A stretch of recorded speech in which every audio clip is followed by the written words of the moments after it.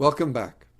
This is the final concluding session of the True Love Divine Principle Seminar. In the last session, we introduced Father and Mother Moon as a couple through whom God worked to reveal the divine principle, the revelation that is the basis for the content that you've been studying in this seminar. In this session, we're going to share more about them and the movement that they inspired. In particular, we're going to take a look at a ceremony, the ceremony for which they are most famous, God's blessing on marriages, what we're going to refer to as simply the blessing. The blessing is the key to realizing a good world, the world that God originally intended. On several occasions, we made reference to God's promise to Abraham. I'm sure you remember in Genesis 12:3, when he says to Abraham, "All the families of the earth shall be blessed." Let's take a closer look at the blessing and why it is so important. As we mentioned in the last session, changing the world begins with changing our hearts. We know now that at the root of the human fall was the corruption of heart that took place within the first couple, Adam and Eve. By choosing the path of self-centered love, they separated themselves, their marriage, and the family which they formed from God's heart. They became false parents. This is how humanity ended up in a place that is so distant from God. How can this be corrected? Where can we go to connect with God's heart? For that, we need to find true parents. Parents who have been called by God, who stand as God's son and daughter, whose family belongs to God and is founded in God's love, true love. This is the reason God worked so hard through the course of history to bring the Messiah and his bride. They are the couple who are able to stand as God's true parents. When we leave behind this fallen family and we become members of God's family, our hearts will then be able to grow in the way of true love. Then what is the blessing? The blessing is simply the process by which this is able to take place. That's what the blessing is all about, how we move from one place to the other. What is revolutionary about the blessing is that it is designed for couples. For the past 2,000 years, individuals have received God's grace on the foundation of Jesus' sacrifice. As you may recall, we called this spiritual salvation. This was a great step forward, an incredible step forward. But it was limited to the individual. It provided for the forgiveness of sin, but it could not solve the problem that was created when the marriage of Adam and Eve separated from God. This is because the human fall was not only the fall of an individual man and an individual woman. The human fall was the corruption of the relationship of heart between a man and a woman, and between that couple and God. In other words, we left the realm of God's love, represented by the Garden of Eden, as a couple. Therefore, to return back into that realm, we need to enter as a couple, so to speak, to bring our marriage back into the garden. This is the blessing. In other words, the blessing is not just a marriage rededication ceremony. It's not a marriage course that's going to give you tips on how to have better communication with your spouse or how to have better sex with your spouse. Although these points are important, you need them to have a good marriage. And couples that have participated in the blessing, they've experienced great improvement in these areas. But the blessing is not about that so much. It's something much deeper. It's about God being able to claim our marriage as his marriage. To help explain this, maybe this will help it make it more understandable. Consider what Jesus brought to the world. Why was it possible for individuals to transform their lives through their faith in Jesus and gain this spiritual salvation? It's not because Jesus was a great motivational speaker who taught some special tips on self-improvement. No. People who connected to Jesus were able to transform their lives because Jesus had won a special victory when he gave his life on the cross. It was a victory that God could recognize and enabled God to work in people's lives. So Jesus opened the doorway, which until then had been closed, by which individuals were able to receive God's grace. So in a similar manner, there is a barrier, there is a doorway concerning marriage in the fallen world, which until now has remained shut. To open this doorway, there must be a couple, a special man and a woman called by God, who are able to walk a path of suffering, to go through whatever they have to go through, and in the end bring victory, a victory that God is able to recognize, that God can acknowledge, a victory through which God is able to bestow on this couple a blessing, right? And so that blessing, that family becomes a blessed family. Then, through this couple, the way then can be opened by which God can bestow this blessing on marriages of all people. Now you may ask, what if I'm single? I'm not yet married. I'm not yet a couple, right? Well, if you're single, your responsibility for love is to prepare yourself for your future spouse and to receive God's blessing on your future marriage. To do that, the most important thing is to receive God's guidance. And not just to receive God's guidance, but to understand God's guidance. This is why we're holding this seminar, to help people know and understand the guidance that God is giving to us, that he gave to Adam and Eve, right? And finally, all this has no meaning unless we practice God's guidance. This means we need to do what Adam and Eve failed to do. We need to make sincere effort to live a pure life of love, to align our hearts with God and prepare our love, right, keep it pure, for our future spouse. Now, this is not easily done. To be single in this world is very challenging.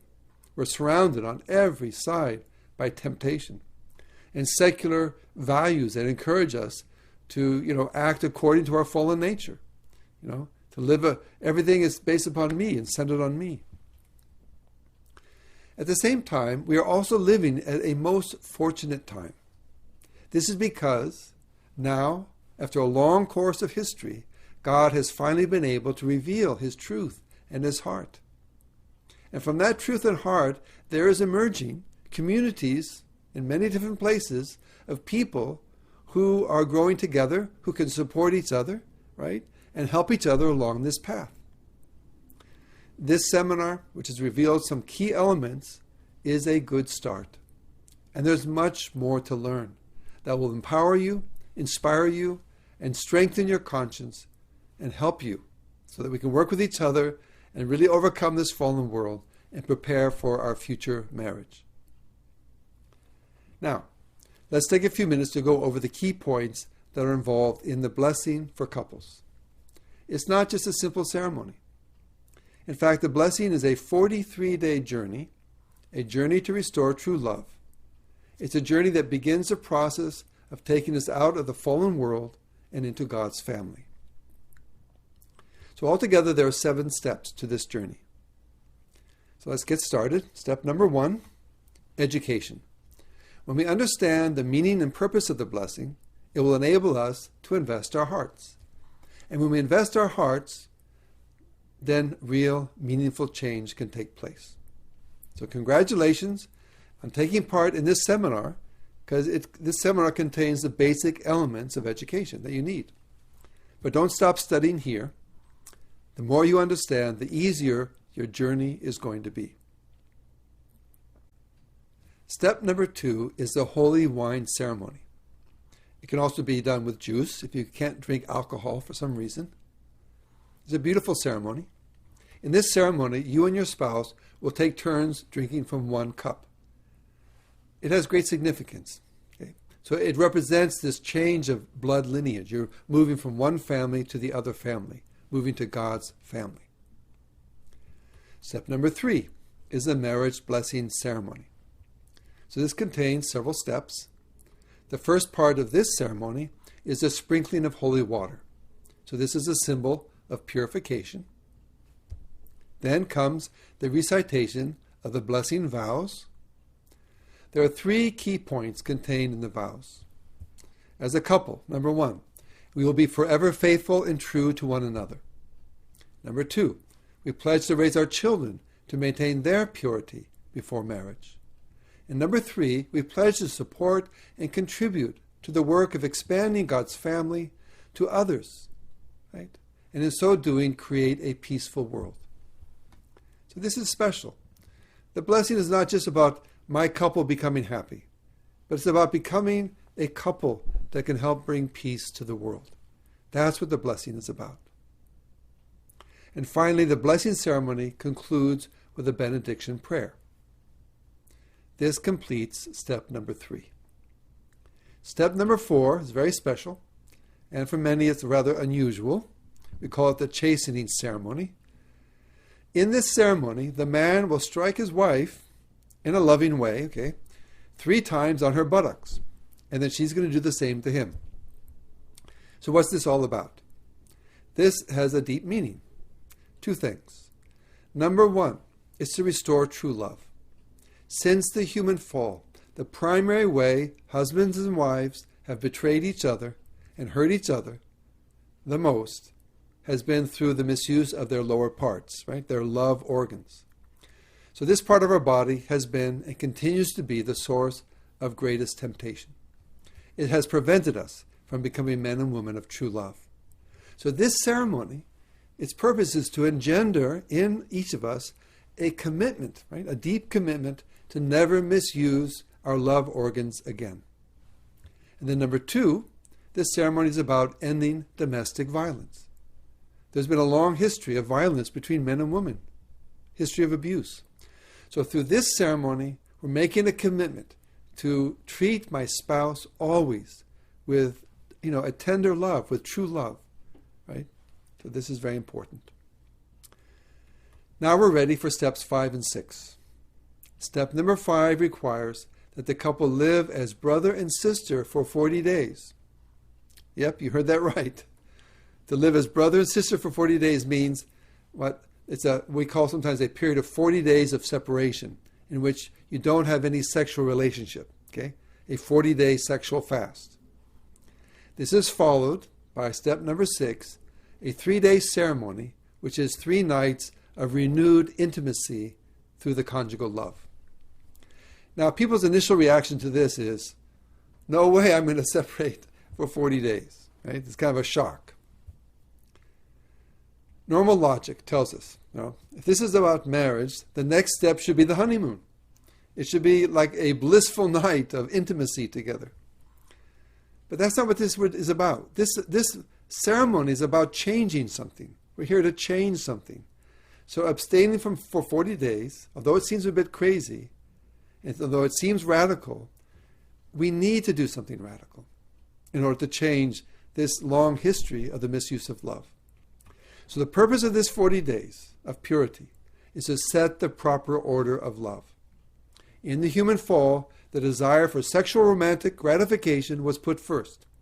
So the proper order of love is for me to put my spouse first, and then my sexual romantic desire second. All right? Now, to tell you the truth, most couples who go through this ceremony, it's this 40-day part which is most impactful.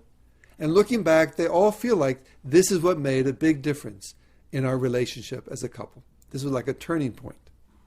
So I wanted to let you know that.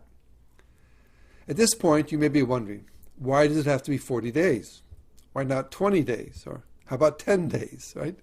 You might want to negotiate. So time is limited, so in this short seminar, we have not been able to explain deeply God's use of time periods in the work of restoration. But you must have noticed that the certain numbers do come up a lot, especially the numbers 40 and 400. As you may recall, at the start of this seminar, we introduced the 4-position foundation. Right? This is the cornerstone of God's ideal. These 4 positions are God, man, woman, and child. And in the human fall, these 4 positions were lost. For that reason, God has used this number in the work of restoration. And so we saw, right, in Noah's family there was a 40-day flood. Then it was, 400 years before God worked again with Abraham. Abraham's descendants, they went 400 years as slaves in Egypt. Moses, he went in the wilderness for 40 years. He fasted for 40 days to receive the 10 commandments. King Saul, David, and Solomon, they each ruled for 40 years. And the final period before the birth of Jesus from Malachi was 400 years. And in Jesus' life, right, he fasted for 40 days. And after his crucifixion, he appeared to his disciples for how long? Yep, you guessed it, 40 days. And there are many other examples of this. The point that we want to make is that God used this number for restoration. For this reason, to restore our marriage back to God, couples are asked to invest their sincere heart for 40 days, to love their spouse as God loves their spouse. By doing this, you will fulfill your responsibility for love, and then God will be able to work. It's really true. Okay? On the foundation of the 40-day period of separation, the couple can then begin step number 6 of the blessing. Okay? This is called the 3-day ceremony. During these 3 days, the couple begins anew their life of intimacy as husband and wife. It's really beautiful. The details of this ceremony are explained as a couple is going through their 40 days. The final step in the journey to restore true love is a gratitude offering. After you've completed the first 6 steps and you've experienced a new beginning for yourselves as a couple, one way to start living for the sake of others is to offer a donation of gratitude. There's no required amount, but the more that you offer, the better, because these funds are used to help this blessing movement grow and expand and reach as many couples as possible, to bring the blessing to others.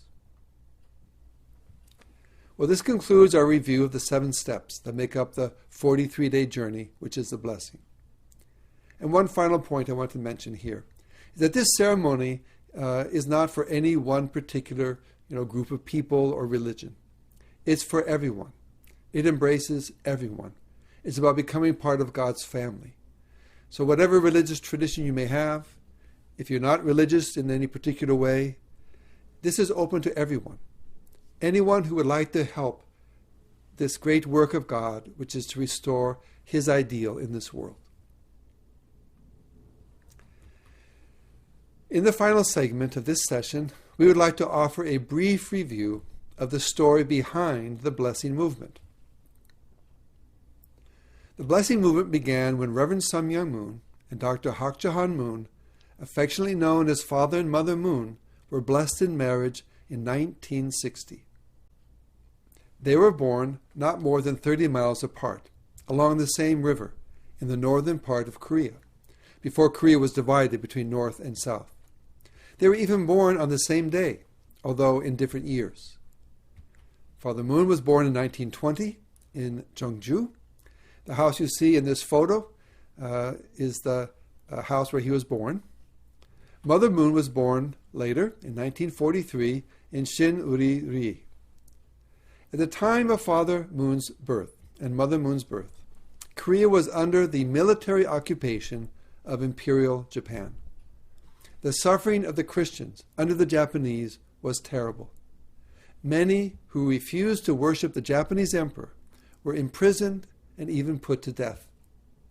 Desperate to understand why a God of love would allow such evil to dominate the world, the young Father Moon went to the mountains near his home to pray. This is the mountain where he prayed, where the arrow is pointing, Mount Myodu. On Easter morning of 1935, while he was in prayer on this mountain, he had a profound experience with Jesus. I'm going to read an excerpt from his autobiography. It was the night before Easter in the year I turned 16. I was on Mount Myodu praying all night and begging God in tears for answers. Why had he created a world so filled with sorrow and despair? Why was the all-knowing and all-powerful God leaving the world in such pain? What should I do for my tragic homeland? I wept in tears as I asked these questions repeatedly. He went on to share, Jesus appeared before me. He appeared in an instant, like a gust of wind, and said to me, God is in great sorrow because of the pain of humankind. You must take on a special mission on earth having to do with heaven's work. Father Moon's experience with Jesus completely changed his life. Over the next 10 years, he devoted himself in a search for the truth, to find that truth which would bring peace to the world. Through that search, he received many deep realizations. One of them was this: for thousands of years, the great faiths of the world have emphasized the path that the individual must walk in order to go to heaven. What Father Moon received is that the time has come in history to teach the importance of marriage and family. God's kingdom, the world of peace that all people long for, will only be realized when peace, or what we could call heaven, is realized in the family. When Father Moon first tried to share this new message, he was rejected, he was misunderstood, and he was persecuted. The communists who had taken over in the north arrested Father Moon and almost beat him to death. And when he recovered and attempted to continue his ministry, he was again arrested. This time he was sent to a forced labor camp to die. He survived only because during the Korean War, the UN forces liberated the camp where he was being held. After escaping from prison, he traveled to the south. There he built this hut with mud and rocks and scrap boxes for a roof. This is where his work to bring peace to the world through the transformation of the family began. During the time that Father Moon walked his course, Mother Moon also traveled a difficult path. She was raised by her mother, you can see her in the photo on the left, and by her grandmother, the photo on the right, both of whom were devout Christians, devout people of faith. They too were arrested by the communists in North Korea, and like Father Moon, they managed to escape and make the long journey to the south. In the south, they survived the ravages of the Korean War, and eventually they were guided by heaven to Father Moon's ministry. Father and Mother Moon's marriage was not an ordinary marriage. They did not marry for personal satisfaction or to fulfill any personal desire. They married knowing that a new pattern of marriage must be established in this world, a pattern that can create a new beginning for the human family. As a couple, they determined they would devote themselves completely to the task of bringing God's blessing to all the families of the earth. Although persecution did not end, Father Moon never stopped teaching the message he had been given by heaven, and slowly people began to understand and they began to respond. 1 year after Father and Mother Moon's blessing, in 1961, 36 couples participated in the blessing ceremony and in the journey to restore true love. In the following years, that number grew and grew. 72 couples, then 124 couples, 430 couples. By 1970, 777 couples, 1,800 couples, 8,000 couples. And in 1992, as I shared earlier, 30,000 couples gathered from all around the world at the Olympic Stadium in Seoul, Korea. We spoke about this, right? So most importantly, among these 30,000 couples, there were participants from many different religious faith backgrounds. Christians from different denominations, Jews, Buddhists, Muslims, right? So this is the beauty of the blessing ceremony and the 43-day journey to restore true love that I mentioned earlier. All are welcome. When public blessing ceremonies are held, members of the different faith traditions are invited to give their blessing on the couples, as shown in this photo. This is because the blessing of marriage and family is bigger than any one religion. so no one has to change their faith to participate in the blessing. The purpose of the blessing is to create a heavenly family in which the love is so big it can embrace people of all faiths. In September of 2012, Father Moon passed to the spiritual world at the age of 92. He had fulfilled the mission God had given him, to bring God's new message to the world, to live a life of true love, and through the marriage blessing, together with Mother Moon, to establish God's family in this world. Since his passing, Mother Moon has continued the work, going out to the world on speaking tours again and again and again, striving to share with all of humanity the good news that we can build a world of peace, one family at a time. In this photo, she's speaking to more than 10,000 people at the Peace Starts With Me rally, held at Madison Square Garden in New York City. And here she's speaking to 100,000 people who gathered to receive the marriage blessing in South Africa. Here's a quote from Mother Moon's memoir. "My path has been one of raising up every valley and making every mountain and hill low. From the day of our holy wedding, my husband and I traveled the world so that all people will see God's salvation. We visited every country, moving so quickly that I hardly had time to take off my shoes." Although the blessing ceremony is the centerpiece of their ministry to bring peace to the world, the work of Father and Mother Moon has gone far beyond that. They understood that the social environment of the world must also be transformed in order for these families to prosper. So for that reason, they have founded multiple organizations and institutions. And I'll mention just a few here. In the field of education, they founded Sun Moon Academy for Children, the Chongshim International Middle School and High School, Sun Moon University, the Chongshim Divinity Graduate School. And in America, they founded the Unification Theological Seminary. In the arts, they founded the Little Angel School for the Performing Arts. And they founded the Universal Ballet Company and many other organizations that have promoted music and dance in the arts. And in the field of media, they have founded numerous news organizations, including the Washington Times in America, Seige Ilbo and Universal TV in Korea, Seikai Nippo in Japan, and the Middle Eastern Times. In medicine, they founded hospitals that are working to bring together Eastern and Western traditions of medicine to heal people not only internally, but also to heal the body. In 1992, Mother Moon founded the Women's Federation for World Peace, an international women's organization working to promote the role of women in creating a peaceful world.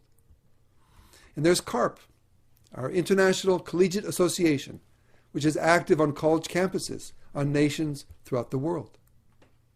And in 2020, the Universal Peace Federation, which was founded by Father and Mother Moon, brought together more than 6,000 delegates, parliamentarians, religious leaders, leaders in the field of education, media, and business, from 170 countries, including current and former heads of state, at what is called the World Summit.